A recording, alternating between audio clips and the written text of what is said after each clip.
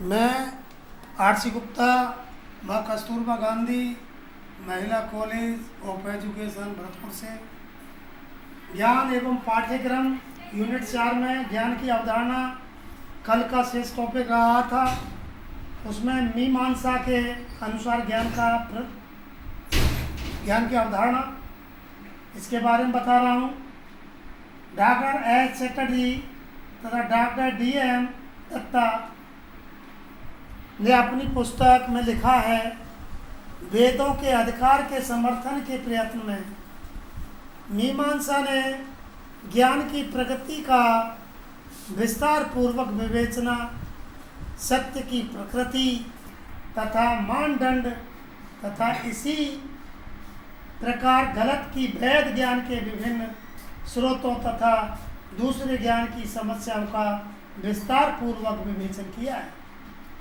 मीमांसा के अनुसार ज्ञान 2 प्रकार का होता है, तत्कालीन तथा मध्यस्थ।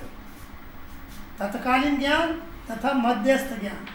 तत्कालीन ज्ञान का पदार्थ केवल मत अर्थात जो अस्तित्व में से होता है, जबकि ये पदार्थ इंद्रियों से संबंधित हो।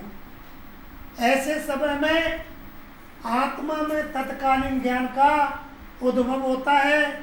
हमें ये तो पता चल जाता है कि पदार्थ है, परंतु हम यह नहीं समझ पाते हैं कि यह है क्या। इसे तत्कालिक या निर्विकाल का प्रत्यक्ष कहते हैं। मीमांसा की प्रभाकर विचारधारा के अनुसार ज्ञान के 5 स्रोत हैं। पहला है प्रत्यक्षीकरण स्रोत, दूसरा है निर्णय करना, तीसरा है तुलना, चौथा है आप्त वचन और 5वां है स्वयं सिद्ध करना। ज्ञान के गैर प्रत्यक्षीकरण स्रोत हैं। मीमांसा ने प्रत्यक्षीकरण स्रोत के अतिरिक्त 5 गैर प्रत्यक्षीकरण स्रोतों को भी माना है। ये हैं, पहला है निर्णय करना, दूसरा है तुलना, तीसरा है शब्द, चौथा है स्वयं सिद्ध करना और 5वां गैर प्रत्यक्षीकरण। अंतिम स्रोत को केवल कुमारिला विचारधारा ने माना है, प्रभाकर विचारधारा ने नहीं माना। अब आता है अगला, इसका टॉपिक है सांख्य दर्शन के अनुसार ज्ञान की अवधारणा। सांख्य मत में वैध ज्ञान को प्रमा कहा जाता है तथा अवैध ज्ञान या मिथ्या ज्ञान को अप्रमा कहते हैं।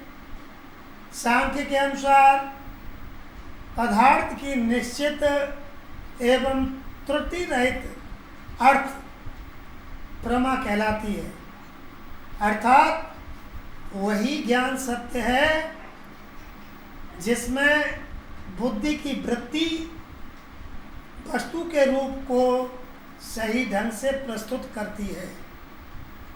अर्थात यथार्थ ज्ञान, शुद्ध बोध अथवा भ्रम रहित ज्ञान को प्रमा कहते हैं। दूसरे शब्दों में, जो ज्ञान ज्ञाता को पहले से ज्ञात न हो किंतु निश्चित एवं सही हो, वही प्रमा कहलाता है। प्रमा दोष मुक्त, त्रुटि रहित, गुण युक्त, भ्रम रहित होता है। प्रमा यथार्थ अनुभव है जो स्मृति से भिन्न ज्ञानेंद्रिय और वस्तु के संयोग से उत्पन्न साक्षात ज्ञान है। यह ज्ञान सामान्य होता है, वस्तुनिष्ठ होता है तथा हर स्थिति में समरूप रहता है। ज्ञान प्राप्त करने के तत्व, अब देखिए ज्ञान प्राप्त करने के तत्व, पहला है प्रमाता। प्रमाता किसे कहते हैं? प्रमाता कहते हैं ज्ञाता, जो आत्मा अथवा पुरुष है अथवा चेतन स्वरूप है, उसे प्रमाता कहते हैं। प्रमेय, प्रमेय के ज्ञेय विषय, जिनमें ज्ञान का विषय हो उसे प्रमेय।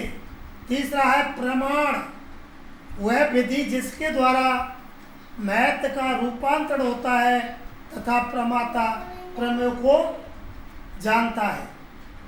ज्ञान की उत्पत्ति, ज्ञान की उत्पत्ति के संबंध में सांख्य मत व्यवहारवादी मनोवैज्ञानों के उद्दीपन अनुक्रिया सिद्धांत से मिलता जुलता है। इस मत के अनुसार ज्ञान वस्तु विशेष के आकार अथवा अन्य गुणों के माध्यम से उत्पन्न होता है, परंतु यह बाहर से आकर बुद्धि पर आरोपित नहीं होता है। अपितु बुद्धि किसी उपयुक्त उद्दीपन को पाकर वस्तु का आकार ग्रहण कर लेती है। बुद्धि की यह रूपांतर वृत्ति केवल प्रत्यक्ष ज्ञान से ही नहीं अपितु चेतना के सभी रूपों में पाई जाती है। बुद्धि व्यक्ति की चेतना से प्रकाशित होती है और तभी ज्ञान उत्पन्न होता है। बस